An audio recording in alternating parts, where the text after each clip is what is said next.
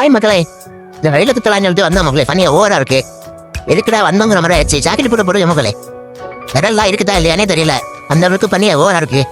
வெயில் அடிச்சாலும் எடுத்து குட்டி காலி பண்ணிடுது. பனி பெஞ்சாலும் ரொம்ப குளிர் வந்து ஆளை காலி பண்ணிடணும் மக்களே. ஏன்னா நான் பண்றது வெளிநாட்டு வாழ்க்கை ரொம்ப கஷ்டம். இன்னைக்கு எங்க வந்திருக்கும் பார்த்தீங்கன்னா லூலு ஹைப்பர் மார்க்கெட் ஹவலியில் இருக்கும் மக்களே. வாங்க மக்களே, உள்ளே போய் பார்ப்போம். உள்ள வந்தோடனே கிறிஸ்மஸ் சத்தா எல்லாரையும் வரவேற்கிற மாதிரி வச்சிருக்காங்க. கிறிஸ்மஸோட ஒரு புக்குலாம் அதிகமாக வச்சிருக்காங்க மக்களே.